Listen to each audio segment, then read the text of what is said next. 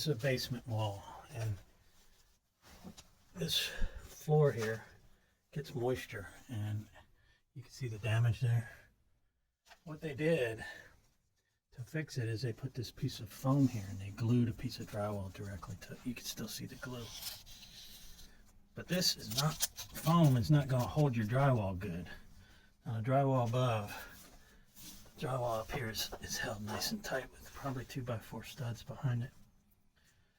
But this is not going to be sufficient to hold my drywall. So what I'm going to do is I'm going to get that plastic deck boarding, and I'm going to make studs out of it and fasten it to this concrete here with concrete nails. And then I'm going to put a plastic 6mm plastic insulator up on that, and then I'll put my drywall up on top of that, and that should hold out any moisture from my drywall. We'll see how that works out. What I'm going to do is I've marked it, and I'm going to cut it down the center with my bandsaw, and I'm going to make furring strips. The reason I'm using this artificial deck board is because that basement wall holds more. That I've already, if there were moisture coming in from the outside, I would dig around the base of the house and seal around there with 6mm rubber or plastic, and then put a French drain or something in.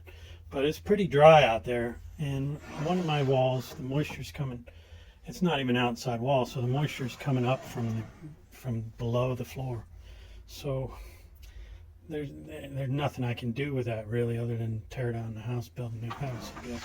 So what I'm going to do is I'm going to use this artificial deck board as furring strips. I'm going to mount that to the concrete wall at the bottom where the moisture is, and this won't rot. And then I can put some plastic, before I put plastic up on top of the furring strips before I put my drywall. And then my drywall won't absorb any moisture. Re-drilled holes for my concrete nails because this artificial board is really hard. I was having trouble getting the nails to go through it. So I might have to pre-drill my drywall screws too. So okay, I got all my slats ready for my drywall. And I'm going to put this sheathing up. And I'm going to put the drywall on top of it, so I'll keep any moisture off of my drywall. Okay, now you can see I got the plastic flashing underneath the drywall and coming out on the top. That'll keep my drywall from picking up moisture from the concrete.